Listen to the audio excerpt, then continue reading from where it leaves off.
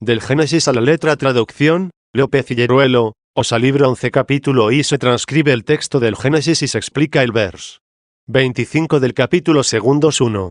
Y estaban ambos desnudos, Adán y su mujer, y no se avergonzaban. Pero la serpiente era la más prudente de todas las bestias que existían sobre la tierra, las cuales hizo el Señor Dios. Y dijo la serpiente a la mujer: ¿Por qué os dijo Dios no comáis de todo árbol que está en el paraíso? Y replicó la mujer a la serpiente: Del fruto de los árboles que están en el paraíso comeremos, mas del fruto del árbol que está en medio del paraíso, dijo Dios, no comáis de él ni le toquéis para que no muráis. Y dijo la serpiente a la mujer: No moriréis con muerte. Sabe Dios que en el día que comáis de él se abrirán vuestros ojos, y seréis como dioses, conocedores del bien y del mal. Y vio la mujer que el árbol era bueno para comer y le agradó a la vista, y le pareció conveniente conocerlo. Y tomando de su fruto comió, y se lo dio a comer a su marido. Y comieron y se abrieron los ojos de ambos y conocieron que estaban desnudos, y tomaron hojas de higuera, y se hicieron cinturones. Y oyeron la voz del Señor Dios que paseaba por el paraíso hacia la tarde, y se escondieron Adán y su mujer de la presencia del Señor Dios en medio de los árboles del paraíso. Y llamó el Señor Dios a Adán y le dijo: ¿Dónde estás? Y le contestó: Oí tu voz cuando paseabas en el paraíso, y temí porque estoy desnudo, y me escondí. Y Dios le dijo: ¿Quién te avisó que estabas desnudo, sino el haber comido del árbol del que tan solo te mandé que no comieras, y de él comiste? Y dijo Adán: La mujer que para mí me diste, ésta me dio del árbol y comí. Y dijo el Señor Dios a la mujer: ¿Por qué hiciste esto? Y dijo la mujer: La serpiente me engañó y comí. Y dijo el Señor Dios a la serpiente: Porque hiciste esto serás maldita por todos los animales, y por todas las bestias que habitan en la tierra. Andarás con tu pecho y tu vientre, y comerás la tierra todos los días de tu vida. Y pondré enemistades entre ti y la mujer, y entre tu semilla y la semilla de ella. Ella observará tu cabeza, y tú observarás su calcaño. Y dijo a la mujer: Multiplicando multiplicaré tus gemidos y tristezas, en medio de dolores parirás a tus hijos y tu regreso será a tu varón, y él te dominará. Y Adán le dijo: Porque hiciste caso de la voz de tu mujer, y comiste del árbol del que te mandé que de él solo no comieras, la tierra será maldita en tu trabajo, en tristeza comerás todos los días de tu vida, espinas y abrojos germinará para ti, y comerás la hierba del campo. En el sudor de tu rostro comerás tu pan hasta que vuelvas a la tierra de la cual fuiste tomado, porque eres tierra y a la tierra irás. Y llamó Adán a su mujer con el nombre de vida, porque ella es la madre de todos los vivientes. E hizo el Señor Dios para Adán y su mujer túnicas de pieles, y los vistió. Y dijo el Señor Dios: He aquí a Adán que se hizo como uno de nosotros al conocer el bien y el mal. Y ahora a fin de que no extienda su mano, y tome del árbol de la vida, y coma y viva eternamente, y le echó el Señor Dios del paraíso de delicias para trabajar la tierra de la que fue tomado. Y le arrojó del paraíso, y le colocó en la parte opuesta al paraíso de delicias, y mandó a un querubín y espada de fuego, que va de un lado a otro, custodiar el camino del árbol de la vida. 2.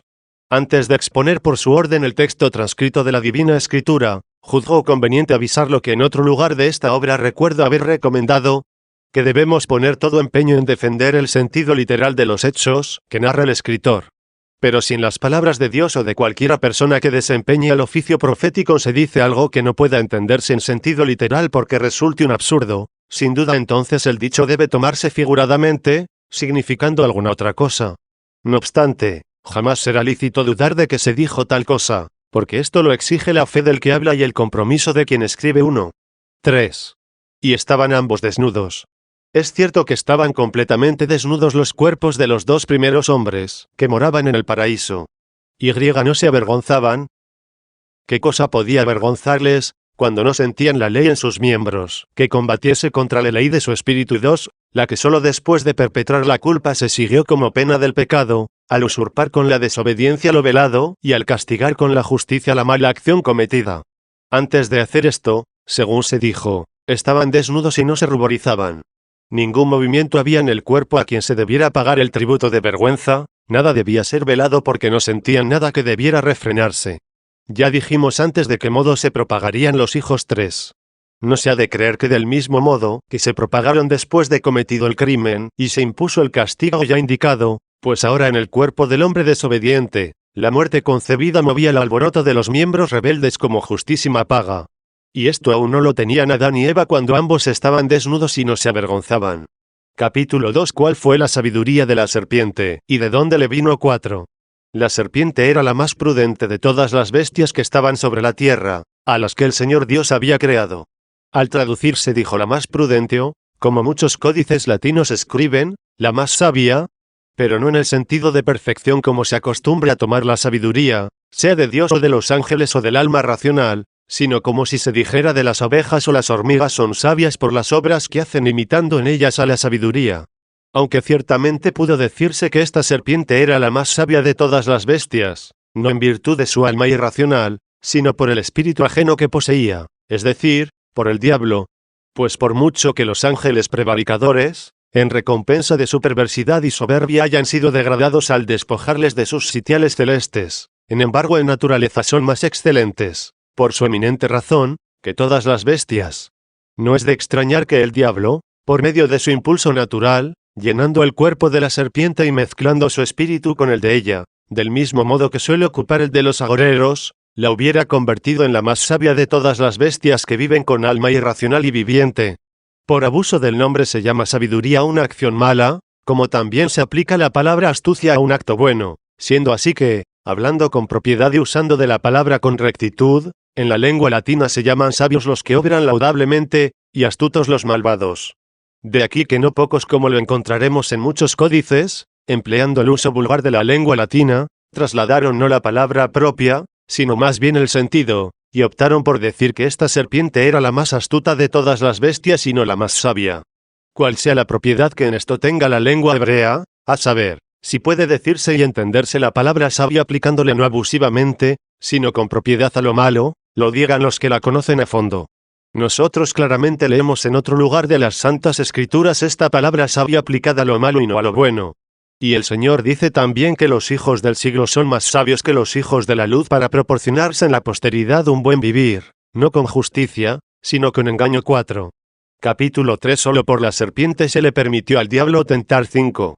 No debemos pensar que el diablo eligiera por sí mismo a la serpiente para que por medio de ella tentara al hombre y le persuadiera al pecado, sino que siendo en él natural el deseo de engañar por la pérfida y envidiosa voluntad que posee, únicamente lo pudo hacer mediante aquel animal por el que se le permitió que lo hiciera. La voluntad de engañar puede estar de suyo en un alma depravada. El poder procede solo de Dios, y esto en virtud de una justicia oculta y sublime, puesto que en Dios no hay iniquidad. Capítulo 4. ¿Por qué se permitió la tentación del hombre? 6. Si se pregunta por qué permitió Dios que el hombre fuera tentado, previendo que había de conseguir en la tentación, responderé que no puedo penetrar en la sublimidad de su consejo, y confieso que está muy sobre mis fuerzas llegar a conocerlo. ¿Existe alguna razón tal vez ocultísima que se reserva a los más preclaros y santos ingenios? Don más bien de Dios que merecimiento de ellos.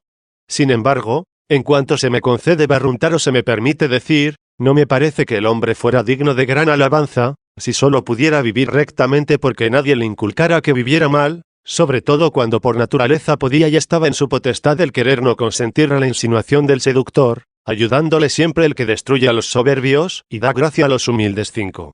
¿Por qué, siendo así, no se habría de permitir que fuera tentado el que se preveía que habría de consentir, cuando además, haciendo esto por su propia voluntad, cayendo en la culpa fuera al mismo tiempo ordenado por la justicia de Dios con la pena, a fin de que también de esta manera mostrase al alma soberbia para enseñanza de los santos futuros, cuán rectamente usa Dios de las voluntades, aun malas, cuando ellas usan perversamente de los bienes de la naturaleza? Capítulo V. El hombre fue vencido por el tentador, porque fue soberbio. 7. No se ha de pensar que el tentador hubiese podido derribar al hombre, a no ser que anteriormente hubiera tenido asiento en el alma del hombre cierta oculta soberbia, para que por la humillación del pecado aprendiera cuán falsamente presumió de sí mismo. Con razón, pues, se dijo, antes de la caída se exalta el corazón, y antes de la gloria se humilla. 6. Quizás sea también la voz de este hombre la que canta en el Salmo, yo dije en mi abundancia, no seré derrocado eternamente. Pero después, experimentado del mal que lleva consigo la vana presunción de su propio poder, y conocedor del bien que encierra el auxilio de la gracia de Dios, exclama, Señor, por tu propio querer prestaste fortaleza a mi bienestar, mas apenas apartaste tu mirada me encontré conturbado. 7. Ya se dijera esto del primer hombre o de otro, lo cierto es que la experiencia del castigo sirve para demostrar al alma que se ensalza y confía demasiado en su propio poder, cuán mal le vaya, siendo como es naturaleza creada, si se aparta de su Creador. Por esto igualmente se manifiesta de un modo especial, que bien sea Dios. Cuando a nadie que se aleja de él hace bien, pues aún los que se gozan en los placeres mortíferos no pueden estar sin sentir el temor de los dolores. Y los que, llevados por la estolidez de su soberbia, no sienten en modo alguno el mal de su deserción, aparecen en absoluto más miserables que los que pudieron darse cuenta de ello, de modo que si no quieren recibir el medicamento para evitar tales desgracias sirven de ejemplo por el que se manifiesta que tales desdichas pueden ser evitadas. Como dice el apóstol Santiago, cada uno es tentado por la propia concupiscencia al ser azuzado y arrastrado por ella. Después, concibiendo la concupiscencia, para el pecado, y el pecado cuando se ha consumado engendra la muerte. 8. Por lo tanto, habiendo sanado de la hinchazón de la soberbia, se resucita, si la voluntad que desfalleció ante la prueba, no permaneciendo unida a Dios, a lo menos después de la experiencia se halla dispuesta para volver a Dios. Capítulo B. ¿Por qué permitió Dios que el hombre fuera tentado? 8. Preguntan algunos, ¿por qué Dios permitió que fuera tentado el primer hombre? Como si no vieran ahora que todo el género humano no cesa de ser tentado por las asechanzas del diablo. ¿Por qué permite Dios esto? ¿Acaso porque se prueba y se ejercita la virtud, y es más gloriosa palma no haber consentido siendo tentado, que no haber podido ser tentado? ¿Y porque los mismos que siguen al tentador abandonando a su Creador, más y más tientan a los que permanecen firmes en la palabra de Dios ofreciéndoles un ejemplo que los aleja de la concupiscencia e infundiéndoles un temor piadoso en contra del orgullo? Por lo cual dice el apóstol, mira dentro de ti mismo no sea que tú también te tientes. 9. Admirable es el gran valor que tiene esta humildad por la que nos sometemos al Creador, la cual, para que no presumamos de nuestras propias fuerzas, como si no necesitásemos de ella, se nos recomienda a cada paso en todas las divinas escrituras. Luego, como por medio de los injustos aprovechen los justos, y por medio de los impíos se hagan más piadosos los piadosos, en vano se dice que no debiera crear Dios a los que preveía habían de ser malos. ¿Por qué no había de crear a los que preveía que habrían de aprovechar a los buenos, a fin de ser útiles para ejercitar y amonestar a las buenas voluntades, y ser ellos justamente castigados por su propia mala voluntad? Capítulo 7. ¿Por qué no fue creado el hombre en tal condición, que no quisiera pecar jamás? 9. Dios, dicen, debió crear al hombre de tal forma, que de ningún modo quisiera pecar. También nosotros concedemos que sería mejor una naturaleza, que en forma alguna quisiera pecar.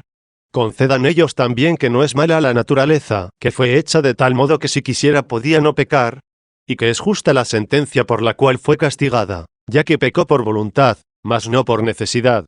Así como la recta razón nos enseña que sin duda es mejor la naturaleza a la que nada ilícito le agrada, así no menos la misma razón nos enseña que también es buena la naturaleza, que tiene de tal modo el poder de refrenar la ilícita delectación, si se presenta, que no solo se alegre de los actos lícitos y buenos, sino también del refrenamiento de la misma perversa delectación. Luego, siendo buena esta naturaleza y aquella mejor, ¿por qué Dios habría de hacer únicamente la mejor y no la mejor de las dos? Por tanto, los que estaban dispuestos a ensalzar a Dios por el hecho de haber creado solo la mejor, deben alabarle mucho más por haber hecho las dos. Aquella la creó ciertamente en los santos ángeles, esta en los hombres santos. Los que eligieron para sí el camino de la iniquidad depravaron por voluntad propia culpable la naturaleza digna de toda alabanza. No porque previera Dios que así habían de obrar, por ello de ningún modo debieron ser creados. También ellos tienen un puesto entre los seres de la creación, en utilidad de los santos. Dios no necesita de la bondad de cualquier hombre, cuanto menos de la iniquidad de los perversos. Capítulo 8. Porque fueron creados los que Dios preveía que habían de ser malos. 10. ¿Quién dirá con menguada reflexión, mejor no hubiera creado al que preveía que podía ser corregido por la iniquidad de otro, que crear también al que preveía que debía ser condenado por su propia iniquidad? Esto es decir, mejor es que no exista el que por misericordia debe ser coronado por haber usado bien del mal de otro, que exista también el malo que debe ser castigado con toda justicia en virtud de sus obras. La recta razón nos demuestra que estas cosas son dos bienes, aunque ciertamente desiguales, el uno superior, el otro inferior.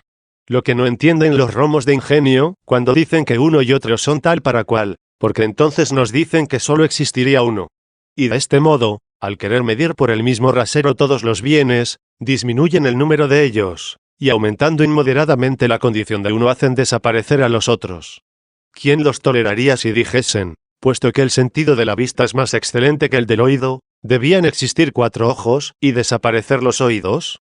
Asimismo, si es más excelente aquella criatura racional que sin merecimiento de pena y sin atisbo de soberbia alguna está sujeta a Dios, que la otra que fue creada entre los hombres de tal modo que no pueda conocer en sí misma el beneficio de Dios, a no ser viendo el castigo de otra, y esto no para que se sienta envanecida, sino para humillarse con temor reverencial 10, es decir, no para confiarse de sí misma, sino para poner toda su confianza en Dios. ¿Quién dirá, siendo inteligente, que lo mismo debiera ser esta que aquella, y no comprenda al mismo tiempo, que hablando así nos dice que solo debiera existir aquella y no esta?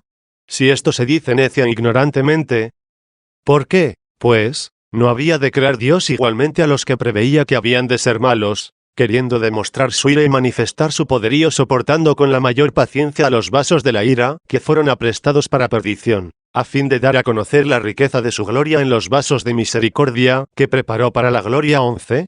Así, pues, el que se gloría, gloríese en el Señor 12, al conocer que no es suyo sino de aquel, no solo su existencia, sino también la bondad que tiene recibida de aquel por quien recibió el ser. 11. Demasiado fuera de propósito se dice que no deberían haber existido los hombres a quienes Dios concediera el gran beneficio de su misericordia, si no pudieran existir en forma alguna, a no ser que existieran aquellos en quienes demostrase la justicia del castigo. Capítulo 9 sobre el mismo asunto. ¿Por qué no existirán más bien los dos cuando en ambos se manifiesta la bondad de Dios y la equidad de su justicia? 12. Si Dios quisiera, sin duda estos hubieran sido buenos, pero prefirió que fuesen lo que ellos quisieran, mas no estando los buenos sin premio, y los malos sin castigo. En esto mismo, estos últimos son más útiles para los otros. Dirán, Dios preveía que había de ser mala la voluntad de ellos. Ciertamente lo sabía y, porque no puede equivocarse su presciencia, por lo mismo la voluntad de Dios no es mala, sino la de ellos. ¿Por qué entonces creó a los que preveía que habían de ser malos? Porque así como previó lo malo que habían de hacer ellos, así también previó el bien que sacaría de los malos actos de estos hombres. De tal manera, pues, los hizo, que los dejó en libertad de hacer lo que quisieran y por más que ellos elijan lo culpable, siempre se hallará digno de alabanza lo que Dios ejecutó. De ellos procede la mala voluntad, de Dios, la naturaleza buena y el castigo justo, que para ellos es debido y para los buenos es un ejemplo de temor y una ayuda para el ejercicio de las buenas obras. Capítulo X. Porque Dios, que puede convertir la mala voluntad en buena, no lo hace 13. Pero, dicen, Dios hubiera podido igualmente cambiar las voluntades de ellos hacia el bien, puesto que es omnipotente. Entonces, ¿por qué no lo hizo? Porque no quiso. El porqué de no haberlo querido pertenece a los secretos de Él. Y nosotros no debemos saber más que lo que nos conviene saber. Creo que poco antes demostré suficientemente no ser un bien pequeño o que exista la naturaleza racional, aún está, que evita el mal atendiendo a las desgracias de la mala, cuyo género de buena criatura faltaría ciertamente si Dios hubiera convertido las malas voluntades de todas las naturalezas en buenas, y no infligiera la debida pena iniquidad alguna. De este modo no habría más que un solo género de criaturas, el que no prestaría provecho alguno al faltar el aliciente del pecado y del castigo de los malos. Así sucedería que, aumentando el número del género más excelente, disminuiría el número de clases de los mismos bienes. Capítulo 11. Dios no necesita de las penas de los malos, pero se sirve de ellas para provecho de los buenos. 14. Luego, dirán, ¿existe algo en las obras de Dios que tiene necesidad del mal, para que por medio de él se pueda adelantar en el bien? Es posible que, llevados por no sé qué empeño de disputa, existan hombres tan sordos y ciegos que no oigan y vean con sus propios ojos que, siendo castigados algunos, ¿se corrigen los muchos? Pues qué pagano, judío o hereje no comprobará esto en su casa todos los días. Mas cuando se llega a la discusión y a la investigación de la verdad, ¿no quieren estos hombres darse cuenta que sus sentidos les ponen en camino de observar de qué obra de la divina providencia les venga a ellos el impulso para determinar la regla del obrar? Si quisieran podrían observar que, si no se corrigen los que son castigados, sin embargo, con el ejemplo de estos, temen los otros, y sirve para salud de los últimos el castigo justo de aquellos. Por ventura será Dios el autor de la maldad y perfidia de aquellos de quienes por el justo castigo que les impuso, sacó el Señor la salud para los hombres de este mundo, que determinó salvar? Ciertamente que no, pues solo acontece que, previendo que habían de ser malvados por sus propios vicios, no obstante no dejó de crearlos, teniendo presente que habían de ser de utilidad para los otros que creó de la misma especie, los que no podrían progresar en el bien a no ser por el ejemplo de los malos. No hay que negar que si no existiesen tales hombres ciertamente no aprovecharían a nadie. ¿Pero acaso es poco bien el hecho de que estos existan siendo como son útiles para sus semejantes? El que no quiere que exista esta clase de hombres desea únicamente no estar entre ella. 15. Grandes son las obras de Dios escogidas en su voluntad. 13. Previo a los que habían de ser buenos y los creó. Previo a los que habían de ser malos y les dio el ser. Se entrega a sí mismo a los buenos para que gocen de él, y reparte también entre los malos muchos de sus beneficios. Perdona con misericordia y castiga con justicia. Asimismo castiga con misericordia, y perdona con justicia. No teme la malicia de nadie, ni necesita la justicia de alguno. No se aprovecha de las obras de los buenos, y mira por el bien de los buenos mediante el castigo de los malos. ¿Por qué no había de permitir que el hombre fuera tentado con aquella tentación, con el fin de probarle, convencerle y castigarle, cuando el orgullo concupiscente de su propia dignidad había de parir lo que había concebido, y así de este modo se confundiría con su fruto? Y con el justo castigo apartaría de la soberbia y de la desobediencia de lo malo a sus descendientes, para quienes se dirigían todas aquellas cosas que fueron escritas y anunciadas. Capítulo 12. ¿Por qué permitió Dios que se hiciera la tentación por medio de la serpiente? 16. Si se pregunta por qué permitió Dios al diablo tentar preferentemente por medio de la serpiente, diré que así se hizo para significar un hecho singular. ¿Y esto? ¿A quién no se lo hará ver la Escritura, de tanta autoridad que profetiza sobre tantos eventos divinos como de hecho ya está lleno el mundo?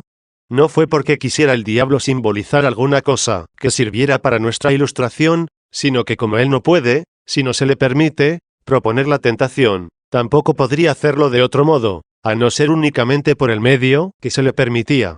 Lo que simbolice la serpiente debe ser atribuido a la divina providencia, bajo el dominio de la cual el diablo también tiene el deseo de dañar. Mas el poder hacerlo solamente lo tiene cuando se le da, o para arruinar o destruir a los vasos de la ira, o para humillar y probar a los vasos de misericordia. Conocemos de dónde procede la naturaleza de la serpiente. Produjo la tierra, dice el Génesis, mediante la palabra de Dios todos los animales, las bestias y todas las serpientes. Todas estas criaturas que tienen un alma viva e irracional están por ley de orden divino sometidas a todas las criaturas racionales, sean de buena o de perversa voluntad. 14. ¿Por qué nos admiramos de que se permita al diablo ejecutar alguna cosa mediante la serpiente, cuando Cristo permitió la manada de demonios entrar en los cuerpos de los cerdos? 15. Capítulo 13. Contra los maniqueos, que no quieren enumerar al diablo entre las criaturas de Dios. 17. Suele investigarse con más cuidado y detención sobre la naturaleza del demonio. Ciertos herejes, impedidos por el embarazo de su mala voluntad, intentan separarla de los seres creados por el supremo y verdadero Dios, y quieren darle por origen otro principio distinto y opuesto a Dios. No son capaces de comprender que todo lo que existe en cuanto es sustancia es bueno, y que no podría existir a no ser por aquel Dios verdadero de quien procede todo bien, y que toda voluntad es mala al obrar desordenadamente anteponiendo los bienes inferiores a los superiores.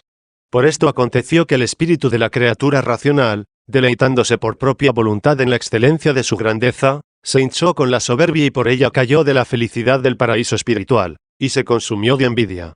Pero este espíritu es bueno en sí mismo, es decir, en cuanto existe y vive y en cuanto vivifica al cuerpo, sea aéreo como el del diablo, o el de los demonios, o terreno como el del hombre, cualquiera que éste sea malvado o perverso. Así, al no querer que peque por propia voluntad la criatura que Dios hizo, se atreven a decir que la sustancia del mismo Dios, primero por necesidad y después de modo irreconciliable por propia voluntad, se pervirtió y corrompió. Acerca del error grasísimo de estos hombres, maniqueos, ya hemos tratado extensamente en otras ocasiones. Capítulo 14. La causa de la caída de los ángeles fue la soberbia y la envidia. 18.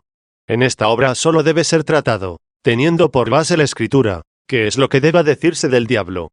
En primer lugar se pregunta, si desde el principio del mundo, al deleitarse en su propio poder, se apartó de aquella compañía y amor por la que son bienaventurados los ángeles, que gozan de la presencia de Dios. O si por algún tiempo permaneció unido a la congregación santa de los ángeles, siendo él también justo y bienaventurado con ellos. Pues muchos dicen que fue arrojado del cielo porque tuvo envidia del hombre hecho a imagen de Dios. Pero la envidia no precede, sino más bien sigue a la soberbia, puesto que la envidia no es la causa de la soberbia, sino, al contrario, la soberbia es el fundamento de la envidia. Siendo la soberbia el amor desordenado de la propia excelencia, y la envidia el odio de la felicidad ajena, inmediatamente salto a la vista de dónde proceda esta última. Cualquiera que ame su propia excelencia, o aborrece a los semejantes por ser iguales a él, o a los inferiores a fin de que no se equiparen con él, o a los superiores porque no puede llegar a ser lo que son ellos. Luego, envaneciéndose, se hace uno envidioso, mas, no envidiando, se hace soberbio. Capítulo 15. El manantial de los males es el orgullo y el amor propio. Los dos amores. Las dos ciudades. Promesa del tratado de la ciudad de Dios, 19. Con razón señaló la Escritura a la soberbia como el origen de todo pecado, diciendo, el principio de todo pecado es la soberbia, 16. A este testimonio se acopla muy bien el otro que estampa el apóstol San Pablo, la raíz de todos los males es la avaricia, 17. Si por avaricia entendemos en general el acto por el que cada uno apetece algo más de lo que le conviene, llevado de su propia excelencia, y de cierto amor propio, al que sabiamente la lengua latina le dio el nombre al llamarle privatum, privado, cuya palabra resalta más bien el menoscabo que el incremento.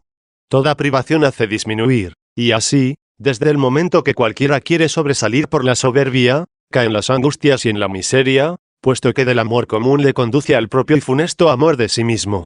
La avaricia es un amor especial, la cual con más propiedad se llama amor al dinero, por cuyo nombre el apóstol, significando el género por medio de la especie, quería se entendiera la universal avaricia, esto es, la soberbia, al decir, la raíz de todos los males es la avaricia. Por esta cayó el diablo, el cual ciertamente no amó el dinero, sino su propia excelencia. Por lo tanto, el perverso amor de sí mismo priva de la santa compañía del cielo al espíritu inflado, y esta misma propia miseria coarta al que desea saciarse mediante la iniquidad. De aquí se sigue que, como hubiera dicho en otro lugar, serán los hombres amadores de sí mismos, de seguida añadió, amadores del dinero, 18. Así, de aquella general avaricia, cuya cabeza es la soberbia, desciende esta especial que pertenece únicamente a los hombres. En efecto, no serían los hombres amantes de las riquezas, si no se creyeran por ellas tanto más excelentes cuanto más ricos son. La caridad que no busca su propio interés, es decir, que no se alegra de la propia excelencia y, por lo tanto, con razón no se envanece, es contraria a esta enfermedad, 19. 20. Estos dos amores, de los cuales el uno es santo y el otro impuro, el uno social, el otro privado, el uno que busca la utilidad común para conseguir la celestial compañía, el otro que encauza, por el arrogante deseo de dominar, el bien común en propio provecho, el uno que está sometido a Dios, el otro en pugna con él, el uno tranquilo, el otro alborotado, el uno pacífico, el otro sedicioso, el uno que prefiere la verdad a las alabanzas de los que yerran, el otro que está ávido de cualquier clase de honores, el uno caritativo, el otro envidioso, el uno que desea para el prójimo lo que quiere para sí, el otro que ansía someter al prójimo a sí, el uno que gobierna al prójimo para utilidad del mismo prójimo, el otro que le gobierna para su propio provecho. Tuvieron su asiento en los ángeles, uno en los buenos y otro en los malos, y diferenciaron bajo la admirable e inefable providencia de Dios, que ordena y gobierna todas las cosas creadas, las dos ciudades creadas en medio del género humano, la una de los justos, la otra de los pecadores, las cuales, entremezcladas ahora temporalmente, transcurren la vida del mundo hasta que sean separadas en el último día del juicio, y así, la una uniéndose a los ángeles buenos, teniendo por jefe a su rey, lleve una vida eterna, y la otra, juntándose a los ángeles malos, vaya con su príncipe al fuego eterno. Tal vez, si quiere el Señor, hablaremos más largamente en otro lugar sobre estas dos ciudades. Capítulo 16. Cuando cayó el diablo, 21. La Escritura no dice cuándo la soberbia derribó al diablo, de modo que pervirtiera su naturaleza buena por una depravada voluntad.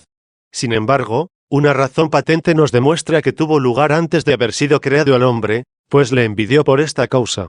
Está a la vista de todos los que dirigen la mirada hacia este intento, que la soberbia no procede de la envidia, sino más bien la envidia tiene su raíz en la soberbia. No sin razón puede creerse que el diablo cayó por soberbia desde el principio de los tiempos, y que no hubo anteriormente tiempo alguno en el que viviera en paz y bienaventuradamente con los ángeles, sino que desde el mismo momento de la creación apostató de su Creador. De modo que aquello que dice el Señor, él era homicida desde el principio, y no permaneció en la verdad. 20. Se dijo para que entendiésemos que ambas cosas tuvieron lugar en el mismo momento, desde el principio, no solo que fue homicida, sino también que no permaneció en la verdad. ciertamente fue homicida a partir de aquel principio en que pudo matar al hombre, porque no pudo matar antes de existir al que había de matar. Luego desde el principio es homicida el diablo, puesto que mató al primer hombre antes de existir algún otro hombre. Asimismo, no permaneció en la verdad desde el principio de su creación, el cual pudiera permanecer en ella si lo hubiera deseado. Capítulo 17. ¿Fue el diablo feliz antes de pecar? 22. ¿Cómo puede creerse que pudo haber llevado una vida bienaventurada entre los santos ángeles el que no previó su futuro pecado y castigo, es decir, su deserción y fuego eterno? Si no lo previó, se pregunta, ¿por qué no lo previó? Los ángeles no están inciertos de su vida eterna y feliz. ¿Cómo serían bienaventurados si estuviesen inciertos de ella? ¿O diremos que Dios no quiso revelar al diablo lo que había de hacer y padecer mientras fuese ángel bueno, y a los demás les revelase la permanencia eterna en su verdad?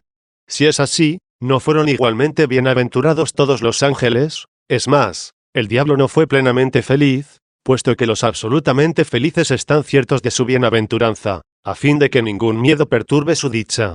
Entonces, ¿por qué obra mala se diferenciaba de tal modo de los demás, que Dios no quisiera revelarle las cosas futuras que a él le tocaban? ¿Acaso fue Dios vengador antes de que el demonio fuese pecador? Lejos de nosotros tal pensamiento. Dios no condena al inocente. ¿O es que tal vez fue de otra especie de ángeles a quien Dios no concedió la presciencia de su vida futura? Entonces no comprendo cómo hubieran podido ser felices faltándoles la certeza de su propia felicidad. Esto fue lo que pensaron algunos del diablo, que no tuvo aquella naturaleza sublime que tuvieron los ángeles celestes, sino que fueron creados en la de aquellos que ocupan en el mundo un puesto más bajo y están distribuidos según sus oficios. A estos tales quizá algo ilícito hubiera podido causarles deleite, el cual pudieran reprimir por su propio arbitrio si no quisieran pecar, así como el hombre, y sobre todo el primero, que aún no tenía en sus miembros la ley del pecado, puesto que ahora es vencido con el amor este deleite por los santos varones, que están sometidos a Dios mediante la gracia de él. Capítulo 18. ¿De qué modo fue el hombre feliz antes del pecado? 23. Esta cuestión que aquí se debate sobre la vida feliz, es decir, si puede decirse que alguno ya la posee estando incierto de que ella ha de permanecer eternamente con él, o que en algún tiempo le sobrevenga la desgracia, puede suscitarse también sobre aquel hombre primero, porque si él preveía su futuro pecado y el castigo divino, ¿cómo podía ser feliz? Luego no era feliz en el paraíso. Por el contrario, ¿no conocía su futuro pecador? Luego, por esta ignorancia, o estaba incierto de su felicidad, y entonces, ¿cómo podía ser bienaventurado? O estaba cierto con falsa esperanza, mas no con una ciencia evidente, y entonces, ¿cómo no diremos que fue un insensato? 24.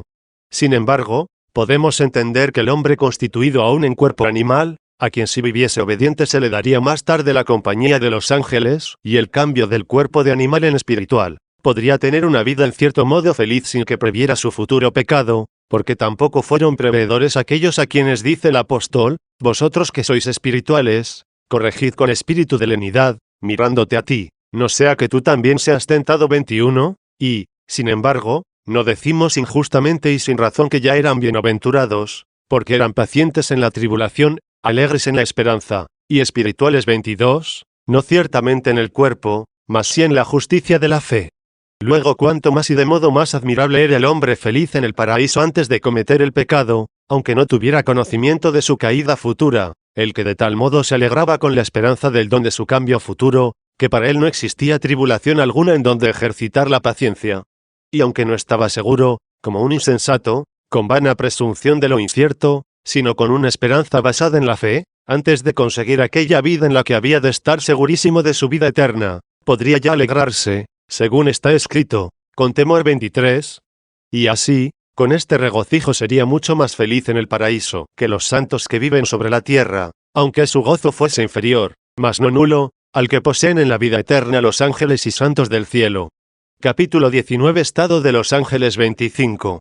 Es una presunción intolerable atreverse a decir de los santos ángeles que pudieran ser felices, o conociendo en cierto modo su futuro pecado, o estando inciertos de su futura y perpetua salud, de tal modo que ni les quedara siquiera esperanza alguna de que en otro tiempo estarían seguros de algún cambio en cosa mejor. A no ser que tal vez se diga que estos ángeles creados y destinados para cumplir servicios terrenos, bajo las órdenes de otros ángeles más sublimes y bienaventurados, en virtud de las buenas gestiones encomendadas a ellos, recibieran aquella vida bienaventurada y sublime de la que pudieran estar segurísimos, y, ya ciertamente gozosos con la esperanza de ella, pudieran sin dificultad ser llamados bienaventurados. Si el diablo es del número de estos ángeles, y cayó con los compañeros de su iniquidad, le sucede a él lo que a los hombres, que se apartan de la justicia de la fe convirtiéndose en prevaricadores semejantes a él por la soberbia, sea seduciéndose a sí mismos o consintiendo a las insinuaciones de aquel seductor. 26. Pero los que puedan demuestren que existen estas dos especies de ángeles buenos, una la de los supracelestes, entre los cuales jamás existió un diablo que delinquiera, otra la de los entregados a los servicios del mundo, entre los cuales estuvo el que cayó. Yo, por mi parte, confieso que, basado en los libros divinos, no se me ocurre por el momento cómo pueda afirmar la existencia de estas dos especies de ángeles. Obligado por la cuestión que se me pregunta, es decir, si el demonio llegó a conocer su desgracia antes de que cayera, no sin causa dije, por no decir que los ángeles estaban inciertos de su bienaventuranza o que en algún tiempo llegaron a estarlo, que podía creerse que el diablo desde el principio de su creación, es decir, desde el mismo principio del tiempo o desde su propia creación, cayó y no permaneció en la verdad tiempo alguno. Capítulo 20 sobre la opinión de que el diablo fue creado en malicia. 27. De la cuestión anterior muchos deducen que el demonio no cayó por la libre determinación de su propia voluntad, sino que fue creado en ella, y lo fue, dicen, por el Señor Dios supremo y verdadero creador de toda la naturaleza. Aducen en confirmación de su parecer el testimonio del libro de Job, donde hablando sobre el demonio se escribe, este es el principio de las obras del Señor, al que hizo para que se mofasen de él los ángeles. 24, cuyo testimonio concuerda con el de los Salmos, que dice, este es el dragón a quien formó para que se burlasen de él. 25, con la diferencia de que aquí se dijo a quien formó, y allí este es el principio de las obras de Dios, como si quisiera dar a entender que desde el principio le creó siendo malo, envidioso, seductor, en fin, absolutamente diablo, no depravado por voluntad propia, sino porque así fue creado. Capítulo 21 se rechaza la opinión anterior. 28. Aunque se intente demostrar por todos los medios posibles que esta opinión no se opone a lo que está escrito, Dios hizo todas las cosas sobremaneramente buenas. 26, y, por tanto, se pretenda afirmar con toda prudencia e ingenio, que no solo la primera creación, sino también ahora a tantas voluntades depravadas, en suma, todas las cosas que fueron creadas, es decir, la creación entera, es sobremaneramente buena en todas las cosas creadas, y esto se diga no porque los males en ellas sean bienes, sino porque no pueden, estando bajo el imperio, el poder y la sabiduría de Dios, que administra todo el universo, llevar a cabo su malicia con el fin de corromper o perturbar en parte la hermosura y el orden de la creación, puesto que se conceden a todas las particulares voluntades y aun a las perversas ciertos y convenientes límites de potestad y determinado número de obras, para que así aparezca hermoso el universo con estos seres ordenados justa y convenientemente. Sin embargo, aunque digan esto es cierto y evidente, y a cualquiera se le ocurre, que es contrario a la justicia, que, sin preceder mérito alguno, esto mismo lo castigue Dios en aquel a quien él mismo le creó. Además, clara y evidentemente se anuncia por el Evangelio la causa de la condenación del diablo y de sus ángeles, cuando hablando el Señor dirá a los que se hallen a su izquierda, id al fuego eterno, que se preparó para el diablo y sus secuaces. 27. Por el cual de ningún modo hemos de creer que la naturaleza habrá de ser penada con el fuego del infierno, por el hecho de haber sido creada, sino por su propia y perversa voluntad. Capítulo 22 se destruye el fundamento de tal opinión. 29. Tengamos en cuenta que al decir la Escritura, este es el principio de la obra de Dios, que creó para que sus ángeles se mofasen de él, no se refiere a la naturaleza del diablo, sino más bien a su cuerpo aéreo al que adaptó convenientemente una tal voluntad, o a la misma ordenación de los seres en la cual lo hizo a él sin querer útil para los buenos, o a que, previendo Dios que el diablo había de ser malo por voluntad propia, no obstante le hizo, sin impedir a su bondad, dar la vida y la naturaleza a una voluntad que sería perversa por su propio querer, previendo al mismo tiempo los bienes inmensos que sacaría de él mediante su admirable bondad y poder.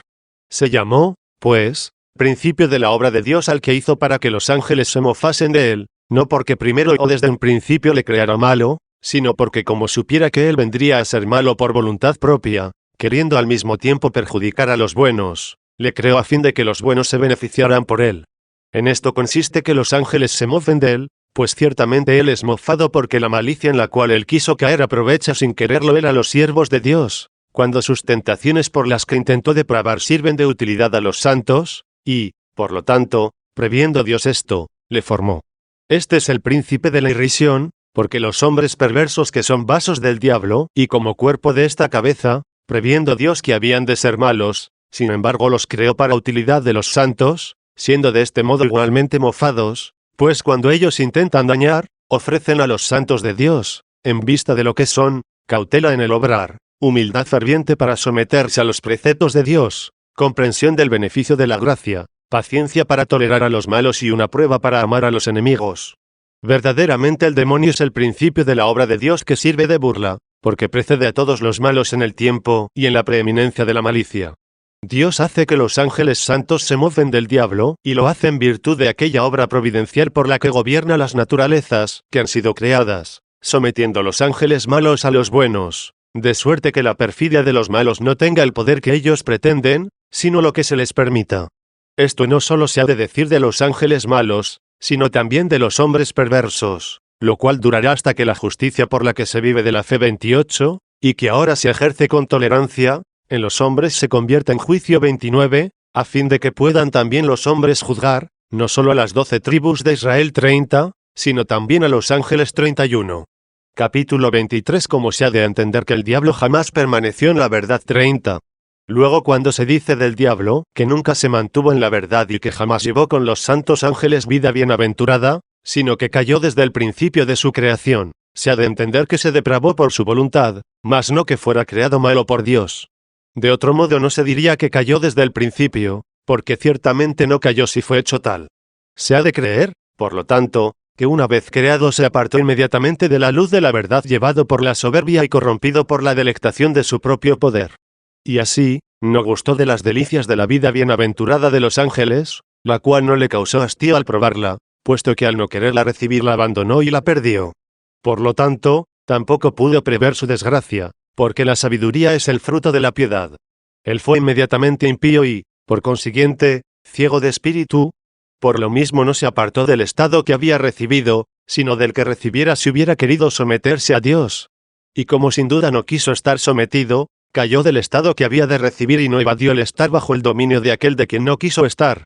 Sucedió en él que por el peso mismo de su iniquidad no pudo deleitarse en la luz de la justicia, ni librarse de la pena de la sentencia. Capítulo 24. Del cuerpo místico del diablo debe entenderse lo que se dijo. ¿Cómo cayó? 31. Lo que dice el profeta Isaías. ¿Cómo es que cayó el astro matinal del oriente?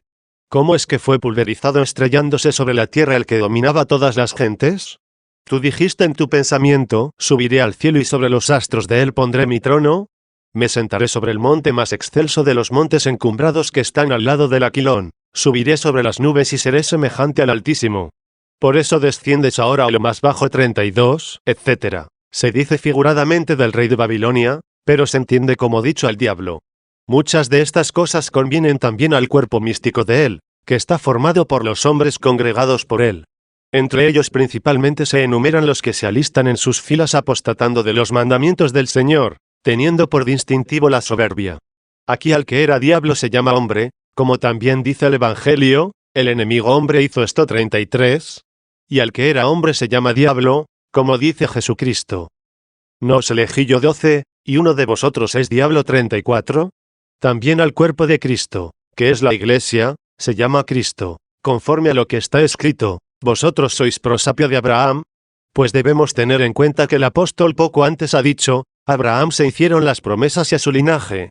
Y ahora recalca diciendo, que el Antiguo Testamento no dice a sus linajes como si se refiriera a muchos, sino solamente a uno solo, y a tu linaje, el cual es Cristo 35, y también que en otro lugar dijo, a la manera que el cuerpo es uno y tiene muchos miembros, mas todos los miembros del cuerpo, siendo muchos, son un solo cuerpo, así también Cristo 36.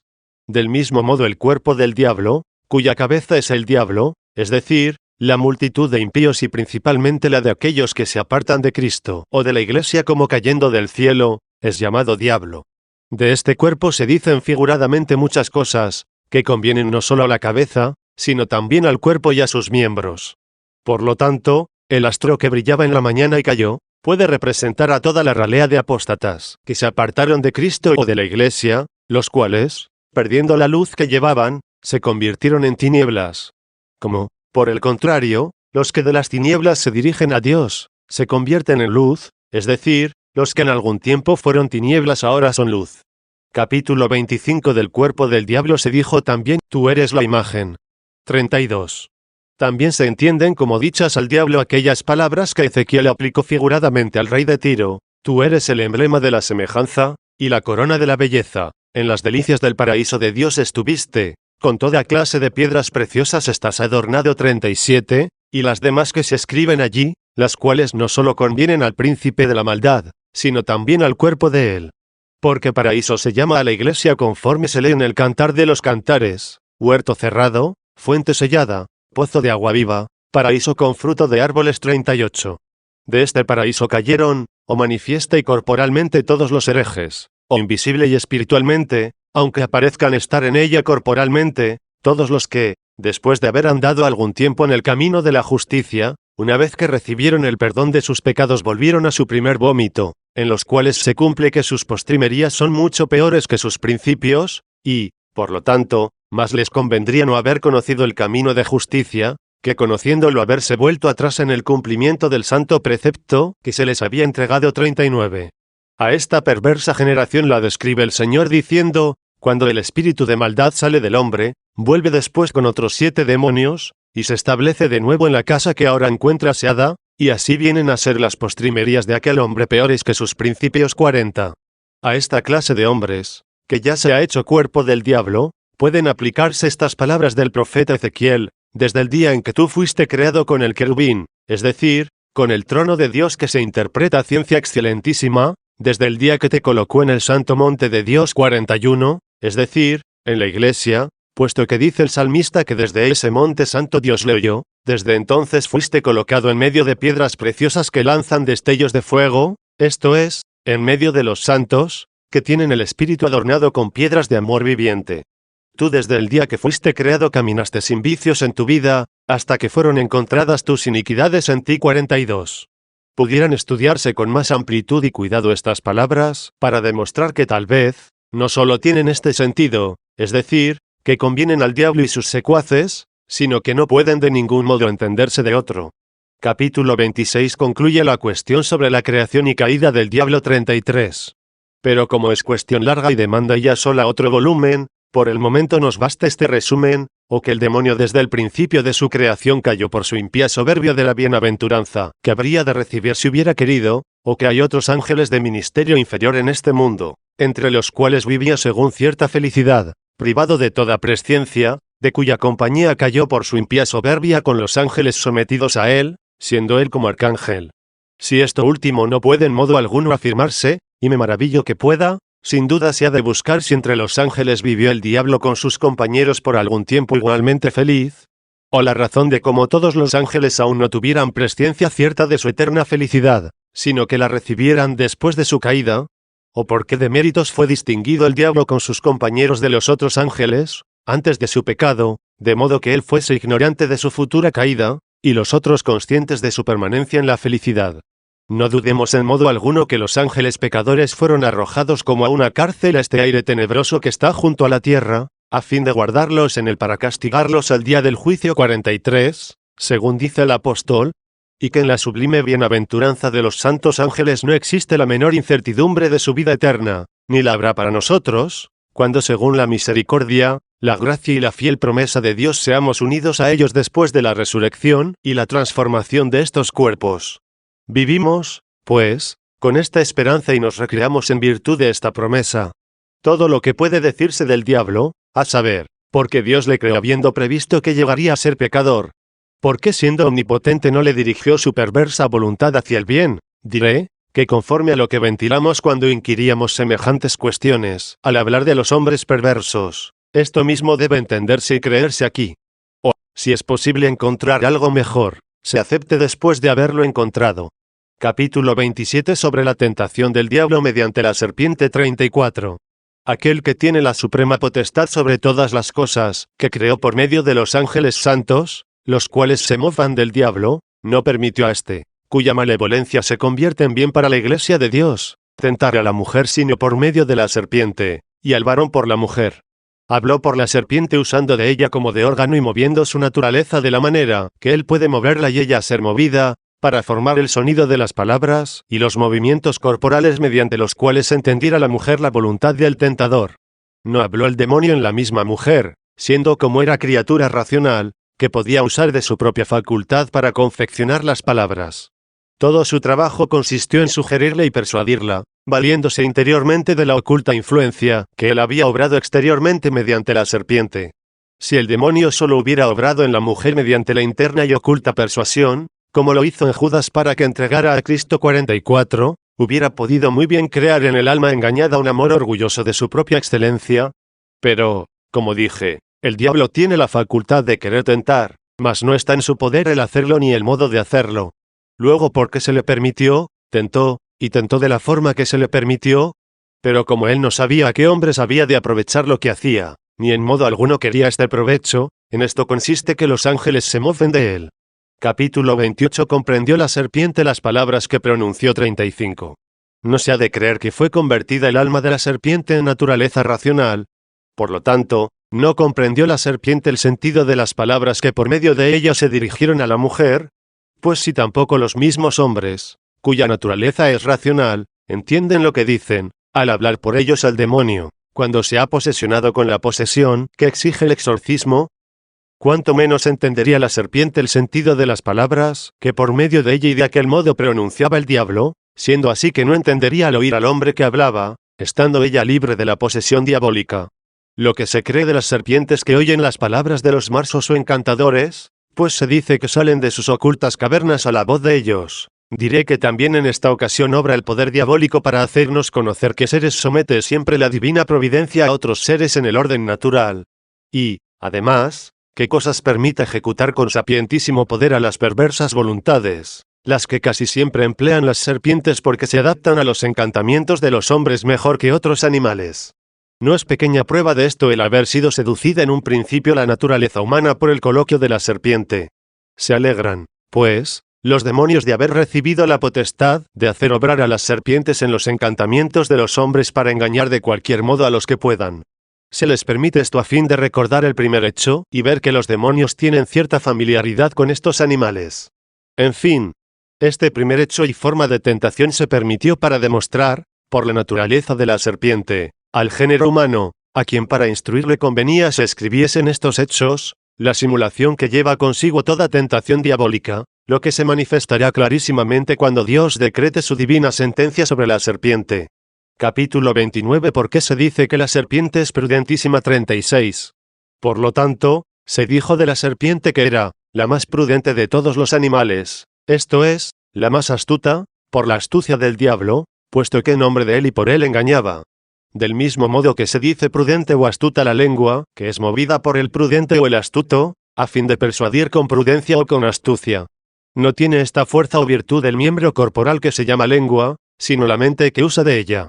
Como se dice pluma mentirosa la de los escritores, a pesar de que la mentira es propia del que vive y siente, y llámase pluma mendaz porque el mentiroso obra mendazmente por ella. Del mismo modo fue llamada mentirosa la serpiente, porque el diablo usó de ella como usa el escritor mendazmente de su pluma. 37. Creí conveniente recordar esto para que ninguno juzgue que los animales carentes de razón poseen inteligencia humana, o que repentinamente se transforman en animales racionales, y, por lo tanto, caiga en la opinión ridícula y nociva de la transmigración de las almas, según la cual las de los hombres pasan a las bestias o las de las bestias a los hombres. Luego habló la serpiente al hombre, como habló al hombre el asna sobre la que cabalgaba Balaán 45, con la diferencia de que aquella fue obra diabólica y esta angélica. Pues los ángeles buenos y los malos ejecutan algunas obras semejantes, como las ejecutaron Moisés y los adivinos faraónicos 46. Pero en estas obras también son más poderosos los ángeles buenos. Además, los malos ángeles no pueden hacer cosa alguna de tales obras, a no ser que se lo permita Dios por medio de los buenos ángeles, para que retribuyan a cada uno según la disposición del propio corazón, o conforme a la gracia de Dios, y a la vez con justicia y con bondad, según la profundidad de las riquezas de la sabiduría de Dios 47. Capítulo 30 sobre el coloquio de la serpiente con la mujer 38. Dijo la serpiente a la mujer: ¿Qué pasa? ¿Por qué dijo Dios no comáis de todo árbol que está en el paraíso?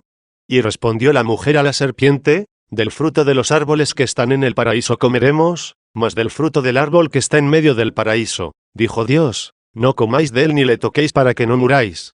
Primero pregunta la serpiente, y a esta responde la mujer, precisamente para que la prevaricación fuese inexcusable y de ningún modo pudiera decirse en adelante que se había olvidado la mujer del precepto que Dios les impuso. A pesar de que el olvido del mandato, y sobre todo de este único y tan importante, siempre hubiera sido una gran culpa de negligencia punible. Sin embargo, es más evidente la transgresión de él al tenerle presente en su memoria. De este modo Dios es vilipendiado como si se hallase presente y asistiendo a su desprecio. Por esto fue necesario cuando se decía por el Salmo, retienen en la memoria sus preceptos, añadir, para que sean observados 48, porque muchos se acuerdan de ellos para quebrantarlos, lo que es mayor pecado de prevaricación, porque entonces no hay excusa alguna de olvido. 39. Dijo la serpiente a la mujer, no moriréis con muerte. Sabe Dios que en el día que comáis de él se abrirán vuestros ojos, y seréis como dioses conocedores del bien y del mal. ¿Cómo hubiera creído la mujer por estas palabras que Dios les había prohibido una cosa buena y útil, a no ser que ya tuviera dentro de su mente aquel amor de su propio poder, y cierta presunción de soberbia de sí misma, la cual debía ser humillada y quebrantada por medio de aquella tentación? Por fin, no satisfecha con las palabras de la serpiente, dirige su mirada al árbol, y le ve bueno para comer y hermoso ante su vista, y no creyendo que podía morir por esta acción, pues me sospecho que juzgó que Dios les había dicho figuradamente estas palabras, si comiereis, moriréis con muerte, significando otra cosa muy distinta. Tomó del fruto y comió y se lo dio también a su varón para que también con ella comiese de él. Tal vez se lo ofreció con palabras persuasivas, lo cual calla la Escritura, dejándolo entender, o quizá ya no era necesario persuadir a su marido, cuando vio que ella no murió al comer el alimento. Capítulo XXX y para que fueron abiertos los ojos de Adán y Eva 40. Luego comieron y fueron abiertos los ojos de ambos. ¿Para qué? Para desearse mutuamente como pena del pecado engendrada por la muerte de la propia carne, de tal suerte que ya no fue su cuerpo solamente animal el que podía, si observaran el precepto, ser cambiado sin morir en un estado mejor y espiritual. Mas ahora ya tenían un cuerpo de muerte en el que la ley de sus miembros combatía contra la ley de su espíritu 49. No se ha de creer que tenían sus ojos cerrados y que ciegos andaban errantes por el paraíso de delicias tocando las cosas, de forma que, también ignorantes, tocasen el árbol vedado, y tomando del fruto prohibido se engañasen, pues entonces, ¿de qué modo fueron presentados a Adán los animales y las aves? Para que viera qué nombres habría de darles, si no veía. Y cómo fue presentada al varón la misma mujer, después que fue hecha, de suerte que pudiera decir de ella sin verla, esta es ahora hueso de mis huesos y carne de mi carne 50, y lo demás. Por último, como vio la mujer que el árbol era bueno para comer y que le fue agradable a la vista, y decoroso conocerle si tenía sus ojos cerrados. 41. Mas no porque una palabra se escriba figuradamente se ha de tomar todo el escrito en el mismo sentido. Veamos en qué sentido dijo la serpiente, se abrirán vuestros ojos. El escritor de este libro narró que esto fue dicho, pero permitió considerar al lector en qué sentido o significación se dijera lo que se escribió, y se abrieron los ojos de ellos y conocieron que estaban desnudos. Se escribió como se narran todas las cosas que llegan a efectuarse, mas no por esto nos debe inducir a tomar toda la narración en sentido alegórico.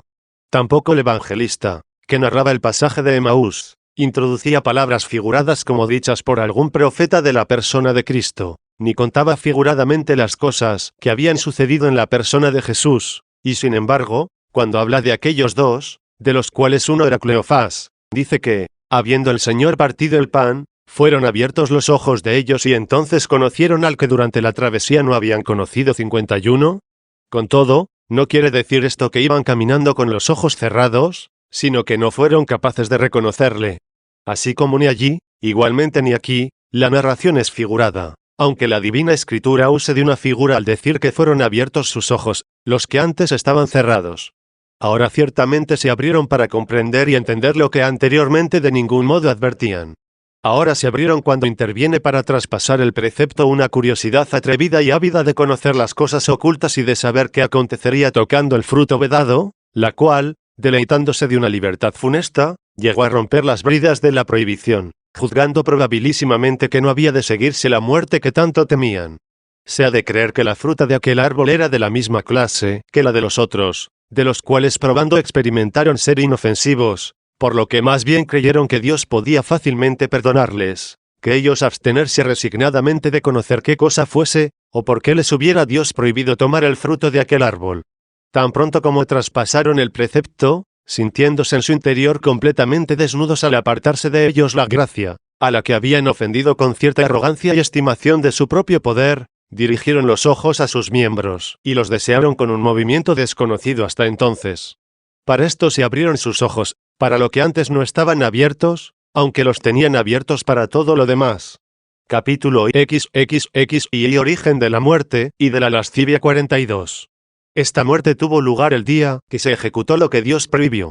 Perdido el estado admirable que se manifestaba, debido al alimento del árbol de la vida, en la carne de ellos, la que todavía era animal y que debía cambiarse más tarde en otra mejor, lo que por el alimento espiritual de la sabiduría, de quien este árbol era una imagen oculta, se cumple en los ángeles con la participación de la eternidad para no cambiarse en peores, el mismo cuerpo a quien se daba también este estado mediante la virtud secreta del árbol de la vida, por la que no hubiera podido cebarse en él la enfermedad, ni envejecerle la edad, contrajo la condición de la enfermedad y la muerte, que acompaña también a la carne de los animales. Y, por lo tanto, también adquirió el mismo movimiento de la concupiscencia por el que nacen los animales, el deseo de unión con el fin de que reemplazcan los que nacen a los que mueren. Sin embargo, ya en virtud de esta pena el alma racional, que conoce su nobleza, se avergüenza del movimiento bestial que sienten los miembros de su cuerpo, y le infunde pudor no solo porque sentía allí esto, donde anteriormente jamás había sentido tal cosa, sino también porque el movimiento aquel vergonzoso procedía de la transgresión del mandato. Allí, pues, siente ahora el pudor en lo que anteriormente estaba revestido por la gracia, cuando en su desnudez no sentía cosa alguna indecorosa. Allí se cumplió lo del salmista: Señor, en tu benevolencia prestaste virtud a mi decoro, pero apartaste tu mirada de mí, y he quedado hecho un guiñapo. 52. Por esto, en aquel alboroto carnal recurrieron a las hojas de higuera, y rodearon sus lomos con ellas. Se desnudaron de lo que debían gloriarse, y cubrieron lo que les causaba vergüenza. No creo que tuvieran un motivo especial para elegir tales hojas, que cubrieran sus miembros alborotados, sino que mediante un impulso interior fueron impelidos a esto por aquella conturbación, a fin de que sirviera su pena de prueba a los ignorantes, de señal de castigo a los pecadores y de instrucción al lector. Capítulo XXX y sobre la voz de Dios en el paraíso 43. Y oyeron la voz del Señor Dios que paseaba por el paraíso al atardecer. En aquella hora ciertamente convenía visitar a tales hombres, que se habían apartado de la luz de la verdad. Quizá Dios hablaba antes con ellos de otra forma, interiormente, o con palabras, o inefablemente, como habla con los ángeles iluminando sus inteligencias con la luz de la verdad inmutable, donde el entender es conocer al mismo tiempo las cosas, que en el decurso de los siglos no se suceden a la vez. Quizá de este modo hablaba Dios con ellos, sino con tanta participación de luz divina, como la que pueden recibir los ángeles, a lo menos con el mismo género de presentación y locución, aunque en proporción menor, conforme a la medida humana. O pudo ser también de otra manera, como la que se efectúa mediante alguna criatura, ya sea en los éxtasis del espíritu con imágenes corpóreas, o presentando alguna forma a los sentidos corporales para oír o para ver, como suele Dios dejarse ver en forma de ángel, o hablar por medio de las nubes.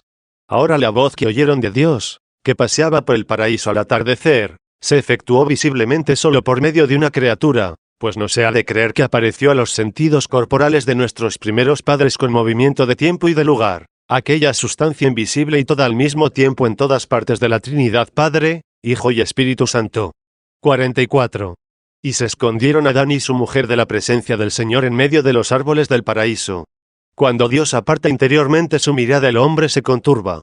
No nos maravillemos que se hagan estas cosas semejantes a locuras, debidas a un exceso de vergüenza y de temor, pues llevados por aquel instinto oculto, que les impele a obrar a ciegas, ejecutaron sin saberlo actos que tienen alguna significación particular y que deben ser en algún tiempo conocidos por los descendientes para quienes principalmente se escribieron estas cosas. Capítulo XXX y V. Adán, escondido por causa de su desnudez, es interrogado por Dios. 45. Y llamó el Señor Dios a Adán y le dijo: ¿Dónde estás? Esta voz es ciertamente voz de quien reprende, no de quien ignora. Sin duda esto encierra algún particular sentido, porque así como el precepto fue dado al varón y por él llegó a la mujer, Así ahora también en primer término es interrogado el varón. El precepto, emanando del Señor, llegó por el varón a la mujer, mas el pecado, saliendo del demonio, pasó por la mujer llegando hasta el varón. Estos hechos están llenos de místicos sentidos, no porque se cumplieron en los que se ejecutaron, sino porque la potentísima sabiduría de Dios obró esto en ellos. Pero ahora no reseñamos su significado, sino relatamos los hechos. 46. Y respondió Adán: oí tu voz en el paraíso, y temí y me escondí porque estoy desnudo. Muy probable es que Dios acostumbrara a aparecerse en forma humana a nuestros primeros padres, representado por una criatura apropiada para tal efecto, a los que, sin embargo, nunca permitió que se dieran cuenta de su propia desnudez, teniéndoles elevado su pensamiento hacia las cosas de lo alto, hasta que sintieron después del pecado, como ley penal que recayó sobre ellos, el vergonzoso movimiento de los miembros. Después de este pecado se excitaron como suelen excitarse los hombres al mirar a otros hombres, siendo tal excitación pena del pecado, que ahora intenta ocultar a quien nada se le oculta, y por eso pretenden esconder el cuerpo al escudriñador del corazón. Pero no debemos admirarnos de que estos orgullosos, al querer ser como dioses, se envanecieron en sus pensamientos y obscurecieran su insensato corazón. Ciertamente se dijeron en la plenitud de sus riquezas: somos sabios, mas apartando su mirada del Señor se hicieron necios. 53, y entonces, avergonzándose de lo que veían en sí mismos, se hicieron túnicas, las cuales aumentaron aún más su vergüenza al considerar que eran vistos cubiertos de esta forma por el que de modo familiar se acercaba a visitarlos, mediante una visible criatura teniendo ojos humanos. Si se presentaba a ellos como están presentes unos hombres con los otros para hablar, y del modo que se apareció a Abraham junto a la encina del Mamre. 54, este mismo motivo de amistad, que ofrecía antes del pecado confianza, imponía el pudor después de él, y por lo mismo no se atrevían ya a presentar aquella desnudez a tales ojos, puesto que ella ofendía también a los suyos propios. Capítulo XXXV. Excusas de Adán y de Eva. 47. Queriendo el Señor castigar el estilo de cómo en los tribunales se ejecuta, interroga a los pecadores a fin de imponerles alguna otra pena distinta de aquella por la que se avergonzaban, y dice: ¿quién te avisó que estabas desnudo, sino el haber comido del árbol del cual únicamente te mandé que no comieras, y, sin embargo, comiste de él? Por esto, debido a la sentencia de Dios, fue concebida la muerte, con la que se le había amenazado, de la cual se dio cuenta por la concupiscencia que sintió en sus miembros en el mismo instante, que se dice se le abrieron sus ojos, a lo que siguió el avergonzarse. Y dijo Adán: la mujer que me diste, ella me dio del fruto del árbol y comí. He aquí a la soberbia. Dijo: ¿por ventura pequé? Siente la ignominia de su confusión, y no acepta la humillación de su confesión. Para esto precisamente se escribieron estas cosas, y sin duda también se hicieron estas preguntas a Adán, para que como veraces y útiles quedaran consignadas en beneficio de todos. Si no hubieran sido verdaderas no serían útiles.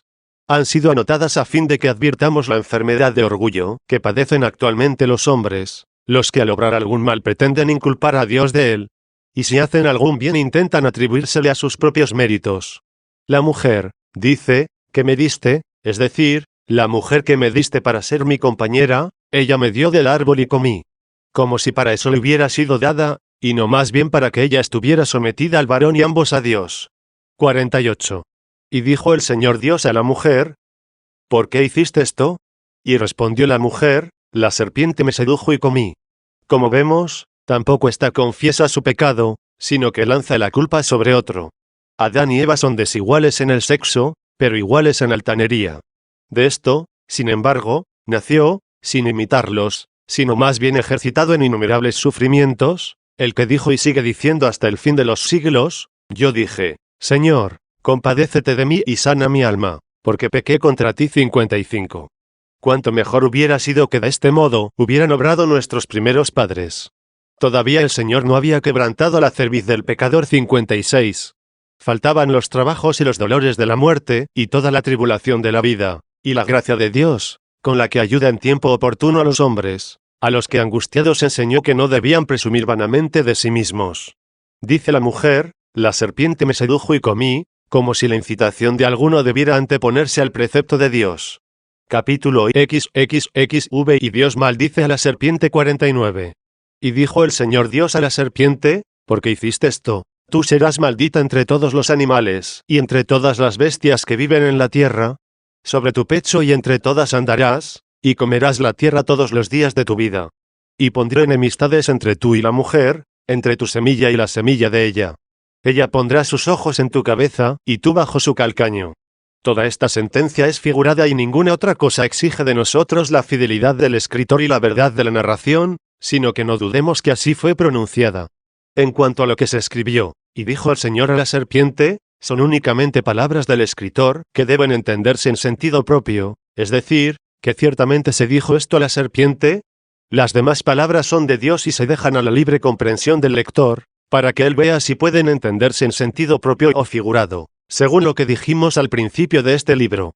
Como a la serpiente no se le pregunta por qué hizo esto, podemos comprender que así se hizo atendiendo a que no lo hacía ella directamente por su naturaleza y propia voluntad, sino que el diablo, que había sido ya destinado al fuego eterno por su pecado de soberbia y de impiedad, valiéndose de ella, lo ejecutó mediante ella, estando en ella. Lo que ahora se dice a la serpiente, sin duda es figurado, y se refiere ciertamente a aquel que obró por la serpiente, pues claramente en estas palabras se describe al tentador, tal cual había de ser para el género humano, que comenzó a propagarse después que fue proferida la sentencia sobre la serpiente, pero contra el diablo. ¿De qué modo han de entenderse estas palabras pronunciadas figuradamente? Ya en cuanto pude lo dije en los libros que publiqué contra los maniqueos sobre el Génesis. Si pudiéramos en otras circunstancias tratar sobre este asunto con más cuidado y buscando algo mejor, Dios hará que esto se efectúe. Por ahora, sin embargo, nada nos obliga a apartar nuestro propósito de aquello que emprendimos. Capítulo XXXV y castigo de la mujer 50. Y dijo Dios a la mujer, multiplicando multiplicaré tus tristezas y gemidos. En dolor parirás los hijos, hacia tu varón te dirigirás y él tendrá demonio sobre ti. Estas palabras dichas por Dios a la mujer se entienden de modo convenientísimo en sentido figurado y profético. Sin embargo, como aún no había parido la mujer, y como el dolor y el llanto de la que pare procede únicamente del cuerpo de muerte, la cual se concibió por la transgresión del precepto, en los miembros ciertamente entonces también animales, los que no morirían si no pecara el hombre, pues vencedores permanecerían en un estado mucho más feliz, hasta que después de una vida llevada santamente merecieran ser transformados en un estado de completa bienaventuranza, como ya lo hemos insinuado anteriormente en otros muchos sitios. Por eso esta pena debe entenderse al pie de la letra, es decir, en sentido propio. Lo que se dijo, hacia tu varón te dirigirás y él tendrá dominio sobre ti, se ha de investigar de qué modo puede tomarse en sentido literal, porque no se nos permite creer que antes del pecado fue hecha la mujer en otra condición, sino para ser dominada por el hombre y para que sirviéndole estuviera sometida a él. Mas esta primera servidumbre puede ser entendida en sentido figurado, la cual procede más bien de la naturaleza que de un acto de amor, y la otra tal servidumbre por la que después de la culpa comenzaron a ser siervos los hombres de los hombres, traiga su origen de la pena del pecado. El apóstol dijo, servíos mutuamente en caridad 57, mas no dijo dominaos los unos a los otros. Pueden, sin duda, los esposos servirse mutuamente por la caridad, pero el apóstol no permite a la mujer que domine al varón 58. La sentencia de Dios más bien se dio en provecho del varón, y, por lo tanto, el marido mereció dominar a la mujer no en virtud de la naturaleza, sino de la culpa, lo cual, si no se observa, se depravará todavía más la naturaleza y aumentará la culpa. Capítulo XXXV y de la pena infligida a Adán y del nombre que impuso a la mujer 51.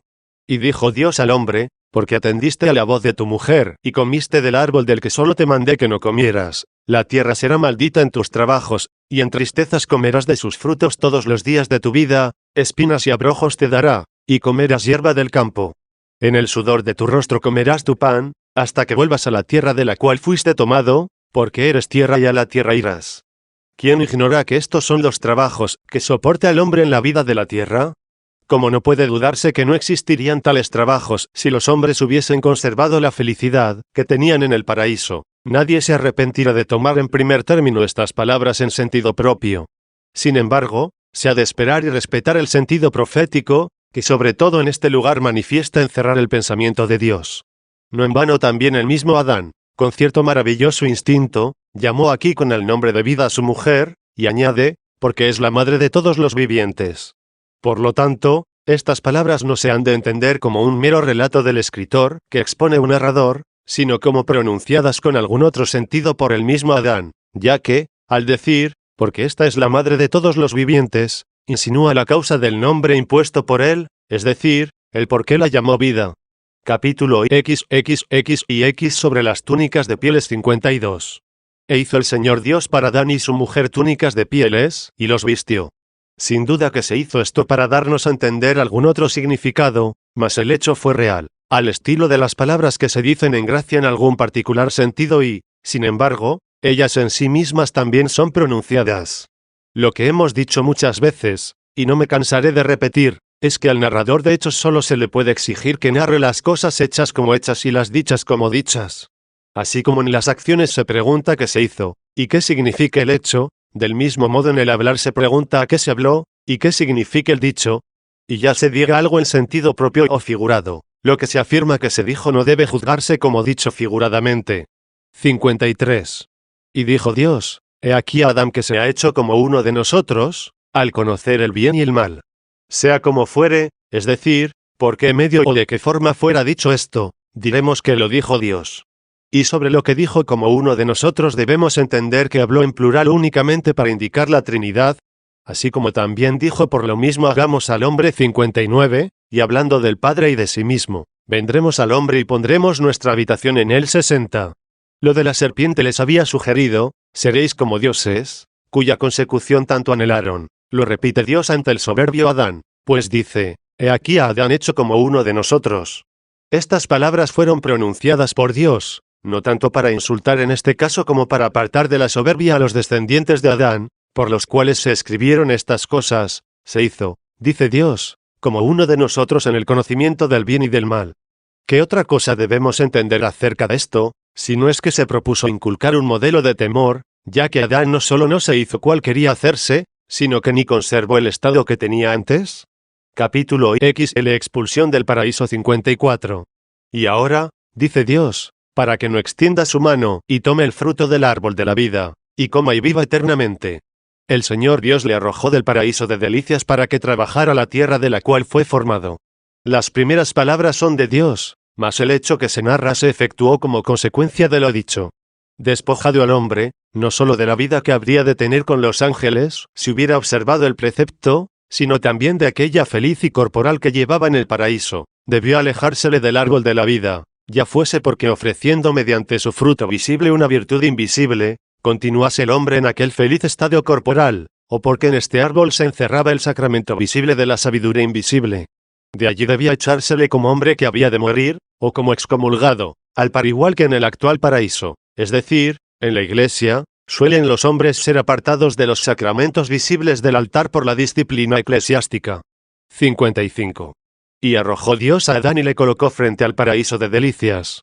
Esto que se hizo encerrando un significado oculto, sin embargo también se efectuó en la realidad, de modo que frente al paraíso, en el que estaba representada espiritualmente la vida feliz habitar el pecador en la miseria.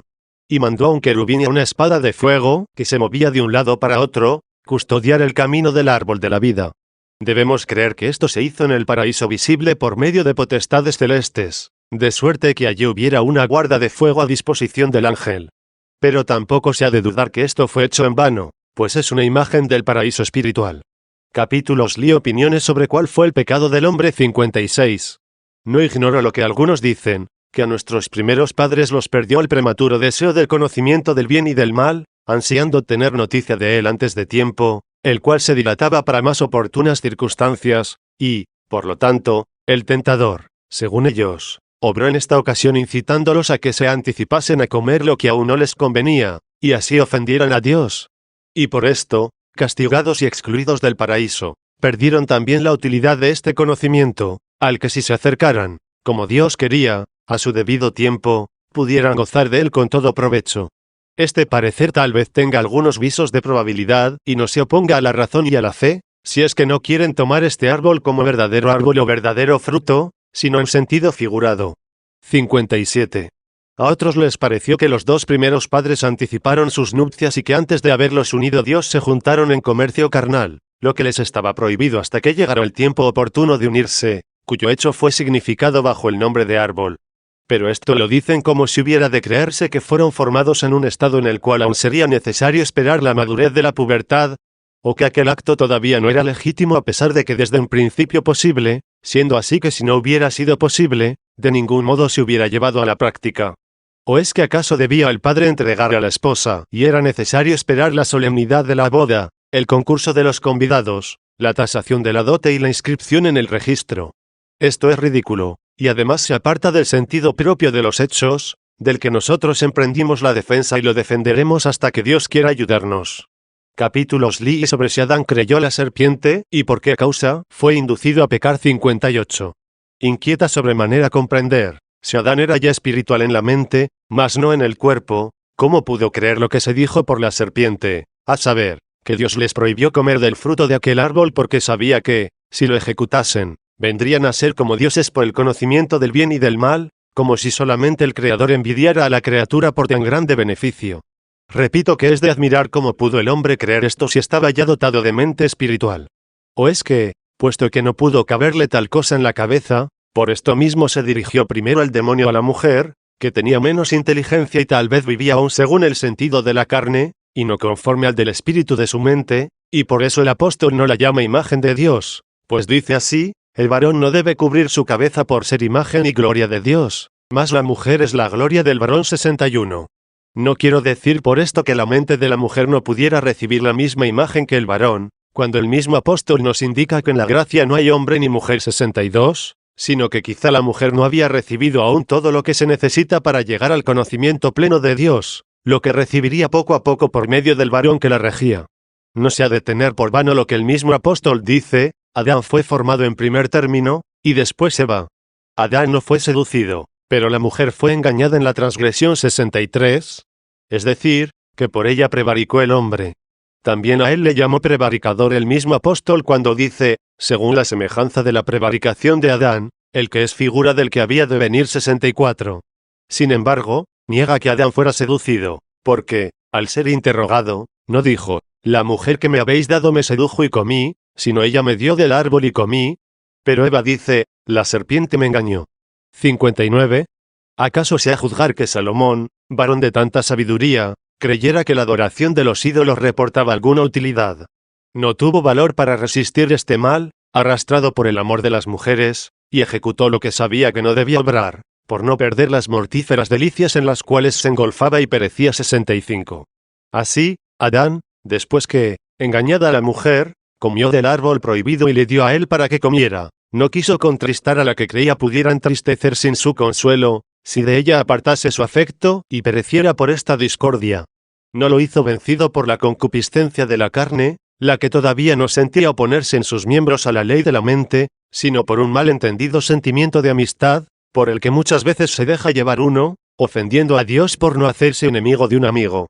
Que no debió hacer esto, suficientemente lo indicó el justo fin de la sentencia divina. 60.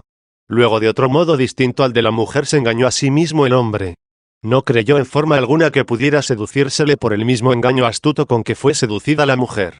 El apóstol dice que fue única y propiamente seducida la mujer, porque lo que se le decía, siendo falso, lo juzgó por verdadero. Esto es, que Dios había prohibido tocar el árbol solamente porque sabía que, si ellos lo tocasen, habrían de ser dioses. Como si el mismo Dios, que había hecho a los hombres, envidiara la divinidad que ellos habían de tener. Mas, según lo que anteriormente tratamos, pudo ser que el varón, llevado por algún orgullo de su mente, lo que no podía estar oculto a Dios, escudriñador de las cosas más internas, se dejara arrastrar por algún deseo de experiencia al ver que la mujer, que había comido de aquel árbol, no murió. Sin embargo, si ya estaba dotado de mente espiritual, juzgó que de ningún modo pudo creer que Dios les había prohibido comer del árbol por envidia. Pero, ¿a qué nos detenemos más? Se indujo a cometer aquel pecado de la manera que podía persuadirse a tales hombres. Y se consignó en la forma que convenía ser escrito para que por todos pudiera ser leído, aunque estas cosas se entendiesen como corresponde por muy pocos.